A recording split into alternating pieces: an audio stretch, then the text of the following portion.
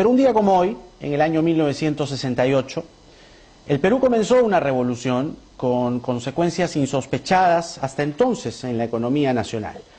La madrugada del 3 de octubre, Fernando Belaúnde Terry fue derrocado por el comandante general del ejército de entonces, el general Juan Velasco Alvarado, dándose inicio así al gobierno revolucionario de las Fuerzas Armadas, un gobierno de izquierda, abiertamente nacionalista, socialista, revolucionario y popular. Hacia el mediodía, un comunicado informó al público que el general Velasco encabezaba la Junta Revolucionaria, integrada además por los comandantes generales de la Marina y Aviación. Se trataba de un golpe institucional. Velasco llegó a Palacio a las 5 de la tarde a bordo de un helicóptero y 2 horas más tarde juraba como nuevo jefe de Estado. El país ignoraba que bajo las banderas del nacionalismo se iniciaba una dictadura que cambiaría el rostro del Perú, iría en contra de las libertades del individuo y nos llevaría por el errado sendero del estatismo, que tanto le ha costado al Perú. Palacio amaneció bajo la protección de blindados y paracaidistas. En las principales calles y plazas de la ciudad, la guardia de asalto formó pelotones que enfrentaron los escasos grupos, apristas en su mayoría, que salieron a protestar infructuosamente.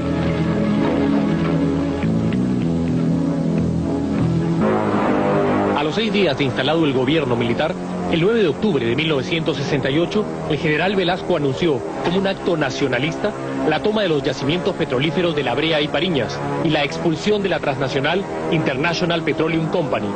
Fue el primer signo, la primera expropiación de las muchas expropiaciones que en los años siguientes expectaría el país.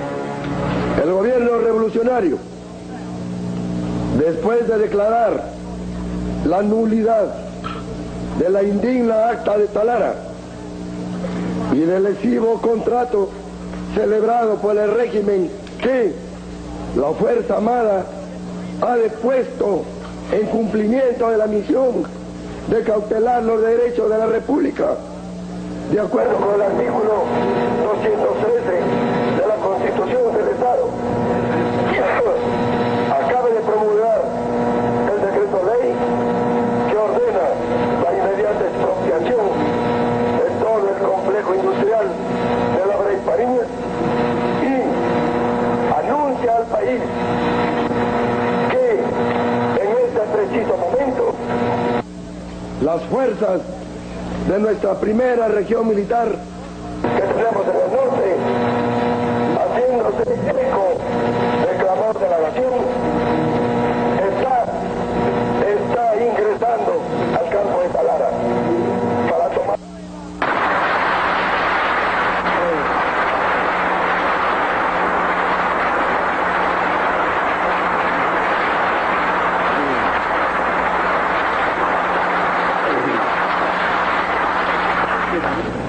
Está ingresando al campo de Talara para tomar posesión de todo el complejo industrial que incluye la refinería. Y con la más alta emoción patriótica hace flamear el emblema nacional como expresión de nuestra indiscutida soberanía. La ruptura del orden democrático se debió a la crisis del gobierno que encabezaba el arquitecto Fernando Belaúnde. Sin mayoría en el Parlamento, dominado por la oposición del APRA y la Unión Odriguista, que censuró docenas de ministros, Belaúnde fue incapaz de solucionar los conflictos.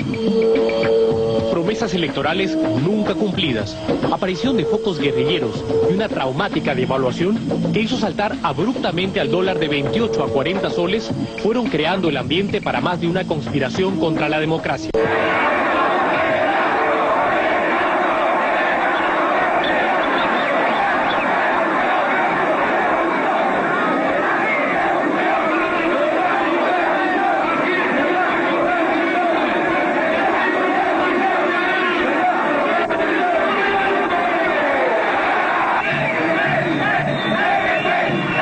Que hizo vibrar a amplios sectores de la sociedad peruana.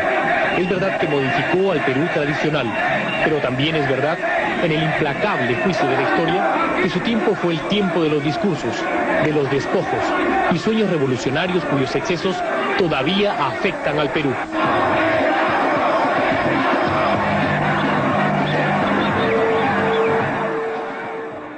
El pretexto para el golpe fue el escándalo del Acta de Talara y la famosa Página 11, una polémica que Belaúnde venía arrastrando meses antes de la insurrección velasquista. Sus opositores, básicamente el APRA y la Unión Nacional Odriguista, decían por entonces que el contrato petrolero que su gobierno firmó con la empresa estadounidense International Petroleum Company era obsecuente y entreguista. Entonces, los militares encontraron en aquella transacción la excusa para derrocar a Belaúnde y quedarse en el poder hasta 1980.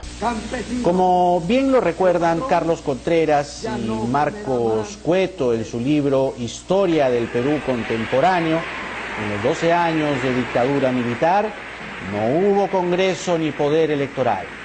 Un ente llamado Consejo Nacional de Justicia reemplazó a la Corte Suprema. La Constitución de 1933, vigente hasta entonces, fue abolida por un estatuto revolucionario. Los partidos políticos permanecieron cerrados o en la clandestinidad y acabó clausurándose la libertad de expresión. Velasco intentó organizar movimientos campesinos, estudiantiles y profesionales, todos parametrados, tales como la Central de Trabajadores de la Revolución Peruana, la Confederación Nacional Agraria y el Sistema Nacional de Apoyo a la Movilización Social, conocido como SINAMOS, que nunca llegaron a tener una identificación plena con la población, sino que fueron entes manejados directamente por Velasco y su cúpula, además de un grupo de intelectuales de izquierda que apoyó abiertamente la revolución. El programa de reformas izquierdistas y socialistas se desarrolló durante la primera fase del gobierno de la Fuerza Armada, el septenato de Velasco, desde 1968 a 1975, donde se produjo un masivo traspaso de la propiedad privada hacia el Estado, lo que dio paso a la política de las estatizaciones. Los yacimientos mineros más importantes fueron expropiados, desalojándose a empresas extranjeras que llevaban varias décadas en el país, entre ellas la Cerro de Pasco Corporation, que entonces daba empleo a unos 17.000 trabajadores. También fue expropiada la pesca, creándose Pesca Perú. Grandes empresas públicas como Centromin y Cider Perú reemplazaron la actividad privada. El transporte aéreo fue controlado por la estatal Aeroperú, que nació de otra empresa privada expropiada. El crecimiento del aparato estatal controlado por los militares dio lugar a empresas estatales terminadas con la palabra Perú, Entel Perú y Electro Perú, por ejemplo. Velasco resolvió el dilema entre la eficiencia empresarial y la justicia social, favoreciendo a esta última, la justicia social, sin tener en cuenta la sostenibilidad económica del proyecto y sin contar casi nunca con la información necesaria para estimar el costo que implicaba cada una de las decisiones. Ese gobierno militar fue llamado por entonces como un camino al socialismo puesto en marcha en el Perú.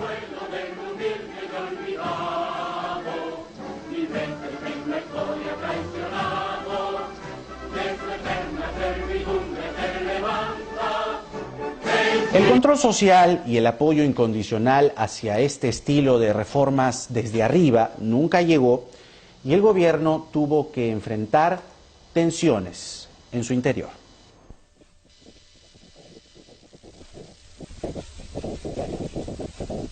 Fuertemente custodiado, el avión partió a primera hora rumbo a la Argentina, donde Belaúnde inició un largo destierro.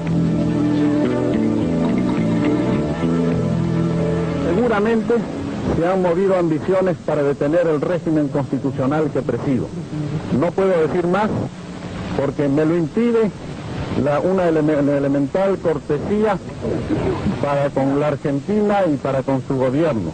Palacio amaneció bajo la protección de blindados y paracaidistas.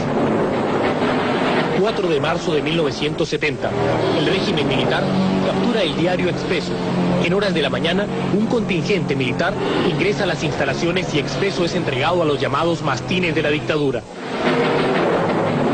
9 de noviembre de 1971, apenas un año después, el siguiente abuso de la dictadura militar, empeñada en silenciar toda crítica, tuvo como víctimas a las estaciones de televisión, que fueron expropiadas en base a la prepotente ley de telecomunicaciones. En ese tiempo, el país expectaba por parcelas lo que ocurría. Casi nadie protestó. Apenas un breve editorial de El Comercio fue el único reclamo. El silencio complaciente de los demás medios no los libró. En 1974 les llegó el turno.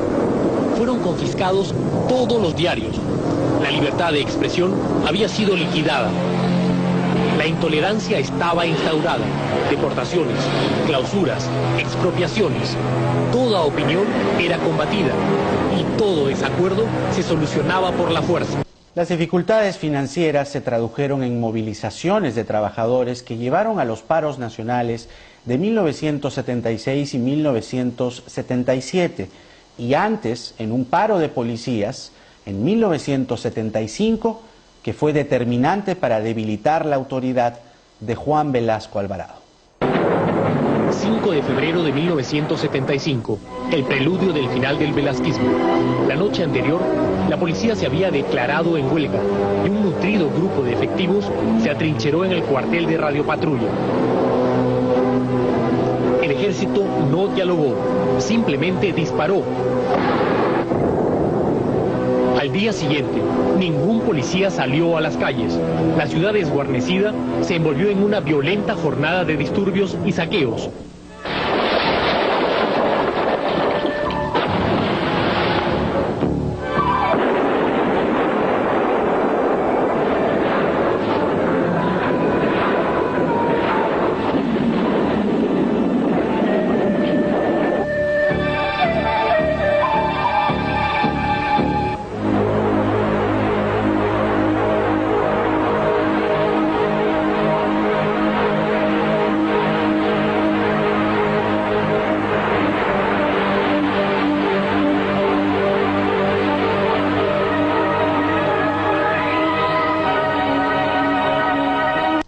Finalmente la dictadura de Velasco se debilitó por un aneurisma que lo llevó a una silla de ruedas. El 29 de agosto de 1975 el general Francisco Morales Bermúdez tomó el mando de la revolución militar y en 1979 tuvo que convocar a una asamblea constituyente que restauró la democracia. Pero las reformas y estatizaciones que trajeron el atraso de la economía solo pudieron ser revertidas decenas de años después para que se pudiera recuperar el tiempo perdido y llegar a la posición de hoy, uno de los países que más crece en el mundo.